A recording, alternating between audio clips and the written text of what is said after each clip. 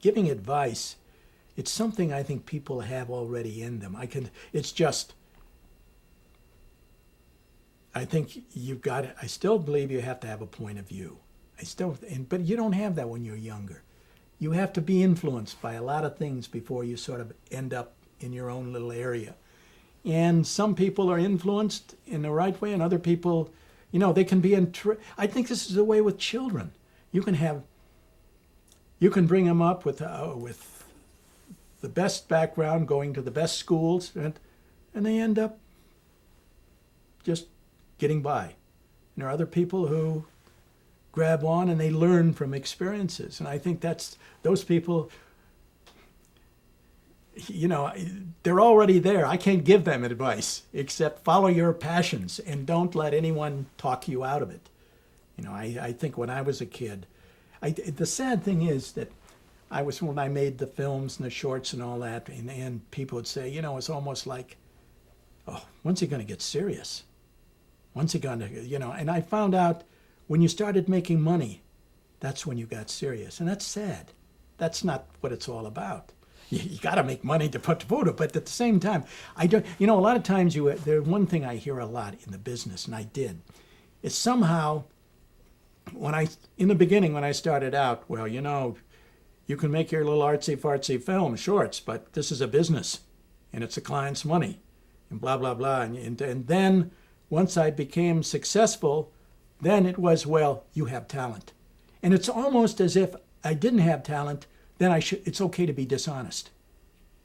I don't know if I'm making myself clear, but it's, well, you're talented. You can get away with that. Wait a minute.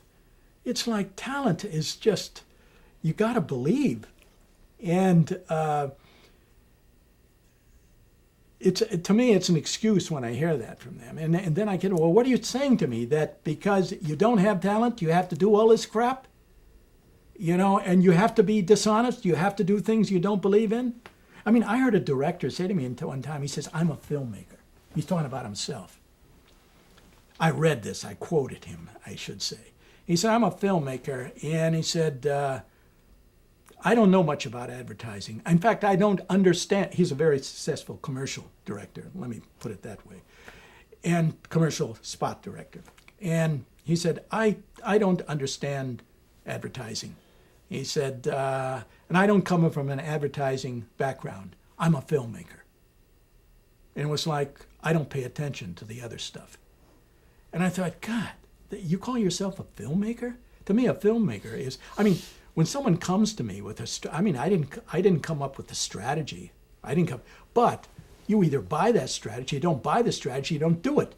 But to say that it sort of reminds me of the Leni Riefenstahl defense. I'm a filmmaker. Politics, I'm not interested in politics. I only make oh, get off that. Who's kidding who?